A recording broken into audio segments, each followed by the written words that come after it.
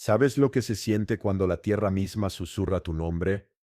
No lo digo metafóricamente. Me refiero a estar solo en las entrañas negras de la tierra, con nada más que concreto encima y kilómetros de roca a tu alrededor, y escuchar tu nombre, claro y suave, llamado desde un lugar más profundo de lo que el sonido jamás podría llegar. Eso me pasó hace 6 meses, y desde entonces he llevado esta historia como una segunda piel. No he hablado con nadie al respecto, ni con mi esposa, ni con mi supervisor, ni con el terapeuta de duelo que me asignaron. Después del colapso, pensé que si lo decía en voz alta, se volvería más real, pero el silencio tampoco ha ayudado. Me llamo Lucas Grant, soy inspector de seguridad certificado por el Estado con 12 años de experiencia en infraestructura subterránea.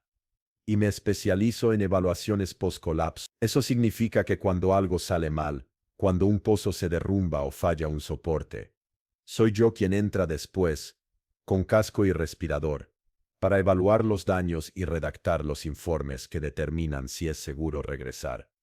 Pero nada me preparó para la mina Red Pine. Se suponía que era una tarea rutinaria, un túnel de acceso colapsado en una mina de plata desmantelada en el norte de Oregón, cerrada desde los años 90, sellada, silenciosa, muerta, sin operaciones activas, sin trabajadores, sin ninguna razón para que alguien debiera estar allí, excepto que alguien sí estaba, y me llamaban. La mina Red Pine no solo estaba abandonada, estaba olvidada, enclavada en la ladera de una cresta cubierta de musgo cerca de la frontera con Washington.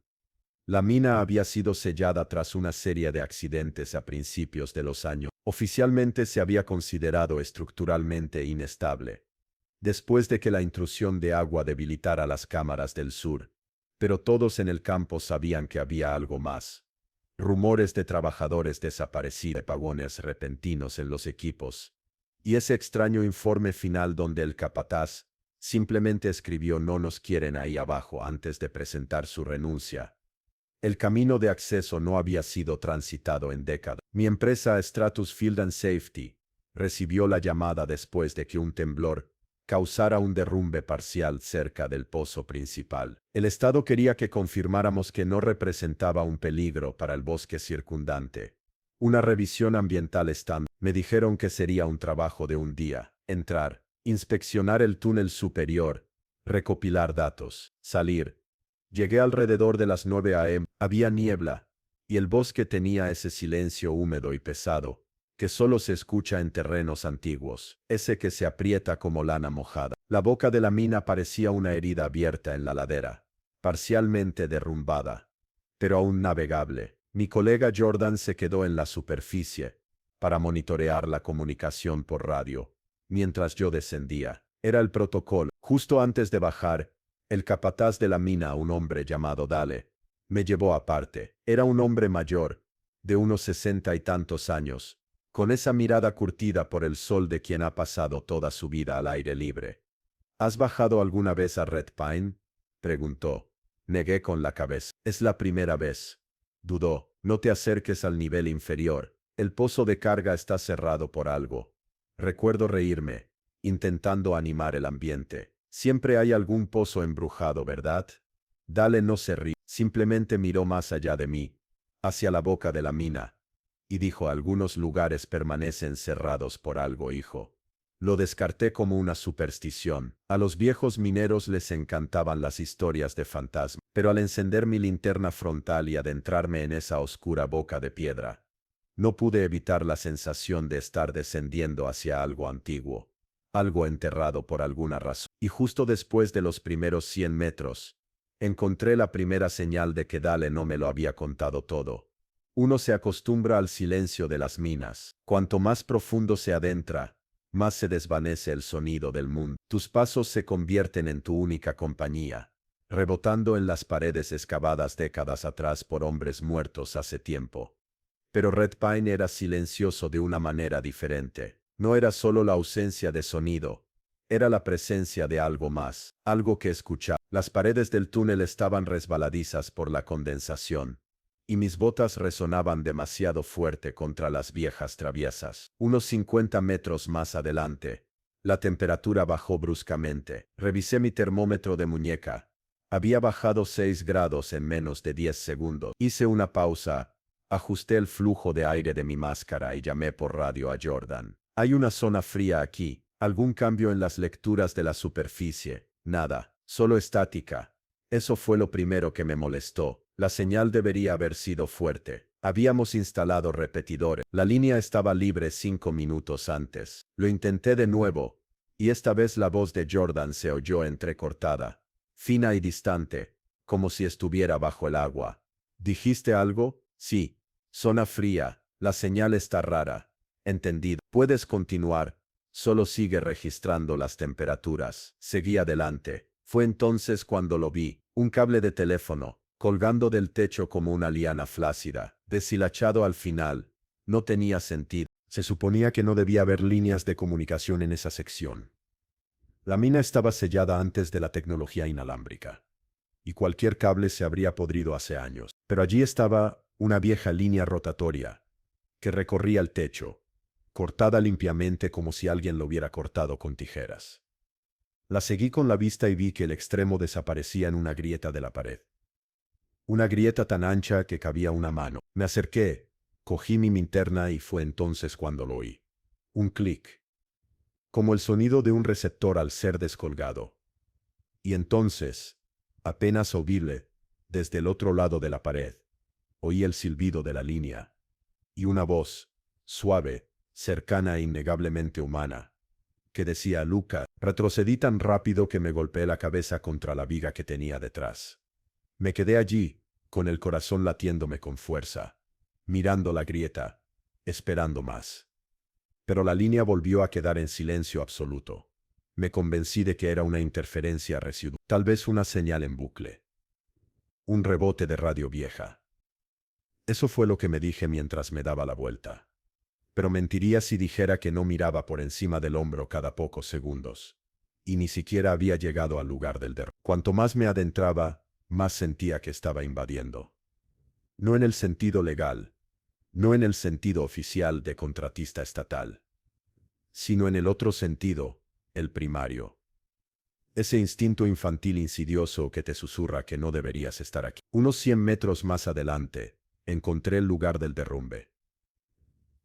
El muro exterior había cedido, derramando rocas y escombros en el pasillo principal.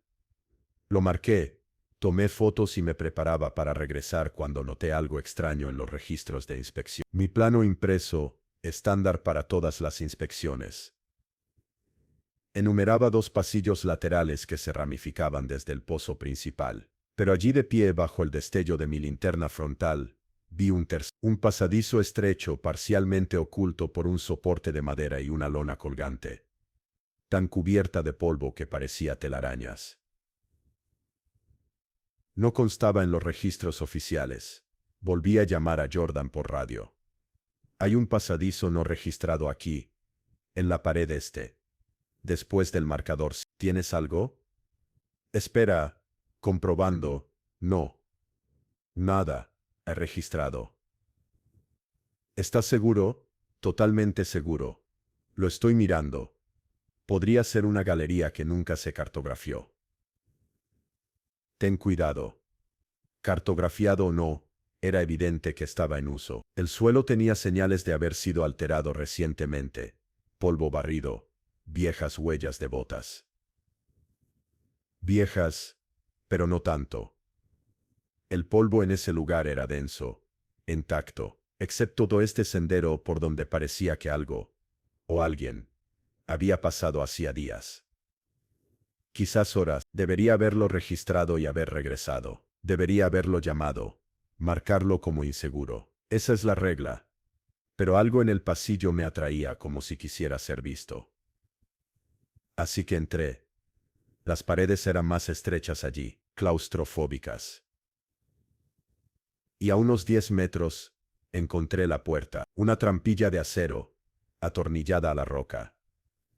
Sin letreros, sin cinta de advertencia, sin corrosión. Y una pequeña etiqueta roja colgando del picaporte, descolorida pero aún legible. Entrada autorizada solamente. Red Pine Mining. Ese fue el año en que la mina cerró. Y alguien Alguien había entrado después de eso. Las marcas de desgaste en la puerta eran recientes. Manchas de aceite. Una huella dactilar. Tal vez presionada contra el polvo del picaporte. Metí la mano en mi bolso y saqué una luz negra. Al pasarla por la superficie algo parpadeó. Un conjunto de números. Escritos con rotulador. 41.17. Abajo. Abajo. Abajo. Coordenadas. Tal vez. O algún tipo de código interno. Pero la parte que me dio escalofríos. La letra. Se veía exactamente igual a la mía. Me quedé allí paralizado, mirando esos números. Mi aliento empañaba el aire frente a mí. Otro repentino descenso de temperatura. Y juro que la piedra misma parecía vibrar bajo mis botas. Retrocedí un paso. Volví a mirar la puerta de acero. Entonces hice lo único que no debería haber hecho. Extendí la mano y giré el pomo. No estaba cerrada. Con un suave crujido, la trampilla se abrió hacia adentro, en la oscuridad total. El aire que salió era frío, tan frío que me hizo un nudo en los pulmones, y rancio como nunca antes había olido. No a podredumbre, no era descomposición. Era algo más antiguo, como polvo sellado durante siglos. Encendí la luz secundaria y entré. Era una bajada estrecha, un túnel vertical con una escalera oxidada clavada en la roca. No sé por qué seguí adelante. Creo que una parte de mí creía que se trataba de alguna antigua ruta de servicios públicos. Un corredor eléctrico o un conducto de ventilación. Alguna infraestructura perdida. Pero entonces llegué al fondo. No era un nivel de mantenimiento. Ni siquiera era un túnel. Era una cámara. Muros de piedra. Arqueados. Construidos a mano. Sin taladros ni marcas de explosiones. Estaban tallados con herramientas. Herramientas antiguas. Y en el centro de la cámara había una mesa. No era un banco de trabajo. No era una plataforma para equipos. Una losa plana de piedra. Rasguños en la superficie. Ranuras profundas y marcadas. Y en la pared del fondo, una especie de mural, dibujado con polvo rojo y pintura descolorida. Un círculo lleno de nombres. La mayoría demasiado desgastados para leerlos. Excepto uno. El mío. Lucas Grant, garabateado con la misma letra apretada y limpia que había visto en la puerta. Retrocedí tambaleándome, con la respiración entrecortada.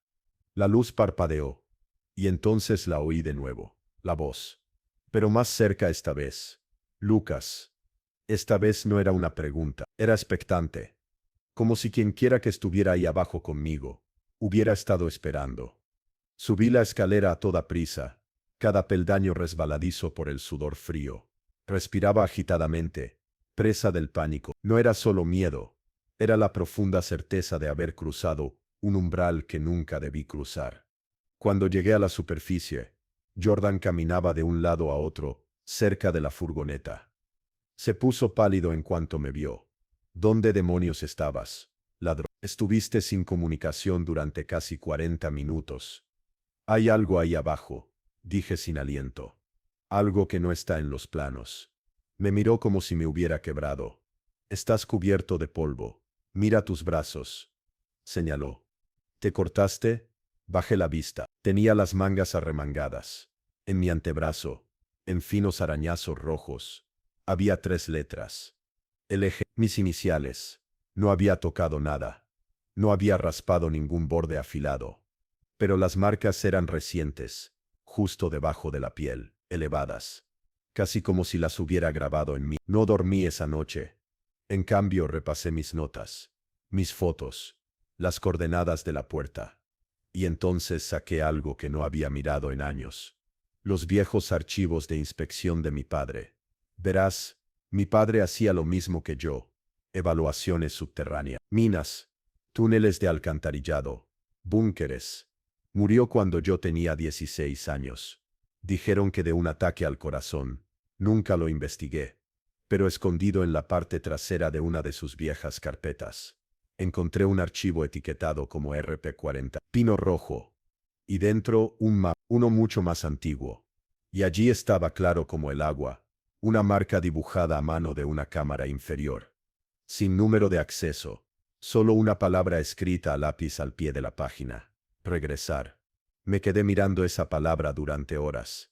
Mi padre había estado allí abajo, en ese mismo pasillo, décadas atrás, y ahora de alguna manera, seguía sus pasos, sin darme cuenta de que me adentraba en la misma sombra. A la mañana siguiente, conduje 2 horas hasta los archivos geológicos estatales en Salem. Necesitaba ver los permisos originales de minería de Red Pine. Cualquier cosa que me indicara para qué se había usado esa cámara inferior. El empleado de registro se mostró reticente al principio. La mayoría de esos documentos fueron sellados después del cierre de la mina, dijo, hojeando un registro. Colapso estructural, disputas sindicales, todo tipo de burocracia. Pero cuando le enseñé el archivo de la carpeta de mi padre, especialmente la referencia a RP40, no curiosidad, no confusión, algo más cercano al miedo. Se alejó sin decir palabra, y regresó 10 minutos después con una caja beige, polvorienta. No lo has sacado de mí, murmuró. Dentro había papeles quebradizos y amarillentos, mapas topográficos, informes de riesgos, memorandos de la compañía minera. La mayoría eran comunes, pero cerca del fondo había algo diferente. El expediente personal de un hombre llamado Richard Carter. Al principio el nombre no me sonaba. Aparecía como supervisor de obra, desarrollo fase segundo, sin foto, sin número de la seguridad social. Pero entonces noté algo extraño. No había recibos de sueldo, sin historiales médicos, sin dirección, solo una línea bajo funciones. Acceso seguro al subnivel Teta. Ese término no existía en los archivos geológicos principales. Pasé las coordenadas por nuestros sistemas internos. Nada. Seguí buscando, y finalmente, en un memorando doblado con fecha de marzo de estaba escrito a mano, dirigido al jefe de operaciones de Red Pine, y firmado con la inicial RC. Hemos sellado Teta con éxito. No se esperan más incursiones. El sujeto ha sido contenido. Leí esa línea una y otra vez. El sujeto. ¿Qué demonios habían encontrado ahí abajo? Y entonces me di cuenta de lo que me perturbó aún más. RC. No era un Richard Carter cualquiera. Recordé algo. Una vieja foto de mi padre en sus primeros días en la división de inspección. De pie junto a 2 hombres durante un estudio de las profundidades de la Tierra. Uno de ellos era Carter. La saqué de un cajón en casa, y allí estaba, el mismo rostro severo, la misma expresión, solo que ahora vi el parecido. Richard Carter no era solo un supervisor, era el socio de mi padre. Y tal vez, la razón por la que mi padre nunca hablaba de Red. Cuanto más excavaba, más sentía que algo, o alguien, me arrastraba, como si no estuviera descubriendo un misterio, sino recorriendo un camino ya trazado mucho antes de poner un pie en esa mina. Esa noche, revisé los registros de audio de mi cámara corp. La unidad lo graba todo, sonidos ambientales, comunicaciones, incluso ruido ambiental. Desvié la estática desde el momento en que entré al pasillo oculto. Al principio nada, solo el crujido de las botas sobre la grava, mi respiración. Entonces a las 11:47:32, la señal vaciló, un estallido de ruido blanco. Y en medio de ese ruido, un susurro. No se parecía a la voz que había oído. Esta era más débil, mecánica. Todavía aquí abajo. Me quedé paralizado. Rebobiné. La volví a reproducir. Todavía aquí abajo. Subí la ganancia. No era mi voz. No era la de Jordan. Era la de una mujer. Suave, quebrada, desgastada por el tiempo. Luego, otro susurro. Justo antes de que el archivo se cortara. Díselo.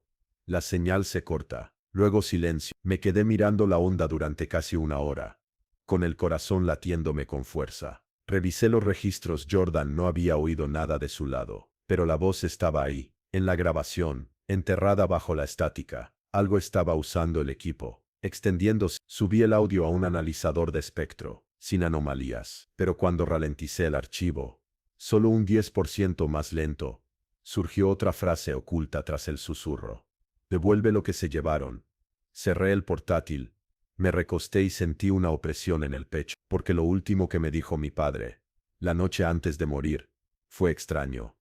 Hacía años que no pensaba en ello. Me arropó en la cama. Se inclinó y susurró. Hay cosas que enterramos por algo, hijo, pero algún día podrían volver a llamar. Solía pensar que se refería a secretos. Ahora creo que se refería a alguien. Tenía que volver. Me dije que era para cerrar el capítulo, para aclarar, para encontrar pruebas. Pero en el fondo, sabía que era más que eso. Ahora sentía una atracción, como la gravedad, como la culpa, como si algo bajo tierra me alcanzara con dedos invisibles y me los enroscara en la columna. No se lo dije a Jordan. Conduje de vuelta a Red Pin de noche, sin pasar por la puerta principal. El bosque estaba en un silencio sepulcral, como si contuviera la respiración. Me equipé solo. Linterna, grabadora, batería secundaria. Volví sobre mis pasos por el túnel, pasando la sección derrumbada, pasando la señal. Cuando llegué al pasillo oculto, la puerta ya estaba abierta. Sé que la cerré la última vez. Sé que lo hice. Pero estaba abierta, lo justo para que un hombre se colara. Bajé la escalera de nuevo, más despacio esta vez. Cada movimiento resonaba. Mis botas rozaron la piedra de aquella cámara tallada, y el frío me golpeó como una marea. Pero esta vez el altar no era lo único en la habitación. Había una pared, una tosca, tapiada a toda prisa contra el otro lado. Piedra diferente, mortero más nuevo, y en el centro, una pequeña placa incrustada. Parecía fuera de lugar, brillante, limpia, recién instalada. Me acerqué y la rocé con la mano. Estaba vacía hasta que la iluminé con la luz negra. Entonces aparecieron unas palabras, garabateadas con una especie de tinta fosforescente. No molestar. Esta pared es un sello. A continuación se ve lo que queda de las 3 originales. No habrá una cuarta. Retrocedí tambaleándome, la linterna revoloteando por las paredes. Y entonces, nítida como una campana, volví a oír la voz. Pero esta vez, eran muchas voces.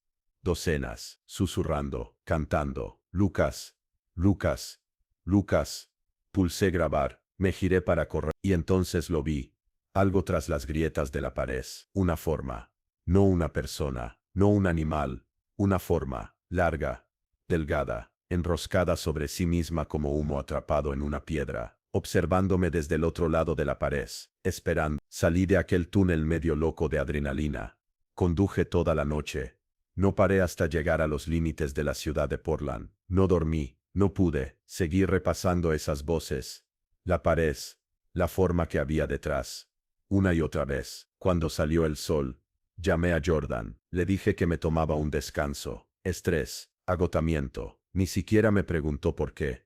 Y ese silencio, esa falta de preocupación, fue lo que finalmente me hizo cuestionarlo. Conocí a Jordan desde hacía 5 años. Habíamos estado juntos en docenas de sitios. Siempre fue constante, siempre confiable, pero ahora que lo pensaba, no pareció sorprendido cuando le describí los puntos fríos, ni el pasillo adicional, ni la puerta. Había estado callado, demasiado callado. Esa tarde, revisé nuestro portátil de campo. Jordan lo había dejado en la estación. Saqué los registros de Red Pin, las marcas de tiempo del GPS, los metadatos, y allí estaba. Coordenadas registradas el día anterior a nuestra inspección, etiquetado como exploratorio. Pozo Ted. Jordan había estado allí antes que yo. Sabía de la cámara, sabía del muro. Había mentido. Investigué más a fondo nuestras comunicaciones archivadas. 6 meses atrás, Jordan había intercambiado mensajes cifrados con un tercero, alguien registrado solo como RS98. Rich, otra vez ese nombre. El mismo Carter de los archivos de mi padre. El mismo Carter vinculado al cierre original de la mina. El mismo Carter que autorizó el sellado del nivel inferior. Pero se suponía que Carter estaba muerto. Murió en un accidente de coche en eso decía el acta. Y sin embargo, Jordan había hablado con él. Lo confronté esa noche. Aparqué frente a su apartamento. Ni siquiera fingió sorpresa. «¿Bajaste allí, verdad?», dije. Jordan exhaló lentamente. «Sí», dijo. «Lo hice. 2 meses antes que tú. Carter me envió. ¿Por qué?». para asegurarme de que el muro estaba intacto, para confirmar que el sello seguía aguantando. Lo miré fijamente. ¿Qué demonios hay detrás de ese muro? Jordan dudó. Luego dijo algo que nunca olvidaré. Lo que importa no es lo que hay detrás del muro, es quién se suponía que debía quedarse allí. Y entonces salió del coche. Cerró la puerta. Y se marchó. No podía dejar de pensar en lo que había dicho Jordan. ¿Quién se suponía que debía quedarse allí? Esa noche volví a los archivos de mi padre, sus cuadernos personales, los que había ignorado durante años. Mantenía todo escrito a mano, obsesivamente detallado. Diagramas, terminología, referencias a sistemas subteta y variantes del protocolo de contención. Pero una página destacaba. La escritura era temblorosa, llena de pánico, diferente del resto. En la parte superior, en negrita, había escrito «Siguen voces», incluso a través de la sangre. Leí la frase una y otra vez, sin entenderla del todo, hasta que encontré la cinta de casete. Estaba sin etiqueta, guardada en la parte trasera de una funda de archivo. Tuve que sacar un viejo reproductor de cintas solo para oírla. La grabación crepitó, siseó. Entonces se oyó una voz. No era una voz cualquiera, la de mi padre. No sé cuánto durará esto. Si lo oyes significa que la pared se está agrietando. Al principio solo susurran, pero el susurro se convierte en una llamada. Y si respondes aunque sea una vez, lo sabrán. Hizo una pausa, conteniendo la respiración.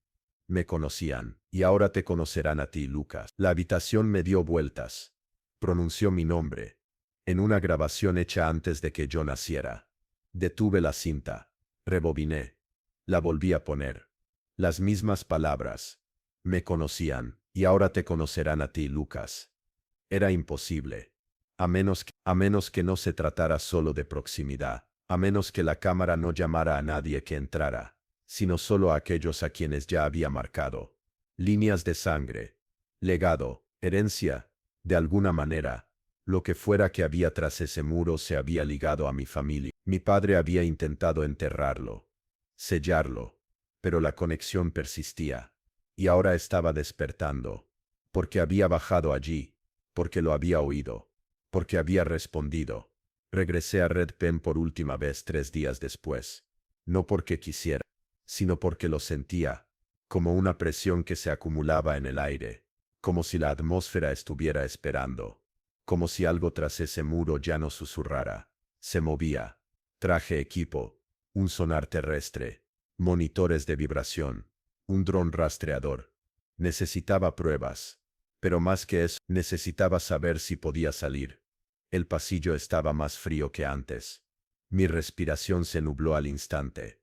Podía oír cosas, suaves clics, como clavos golpeando la piedra.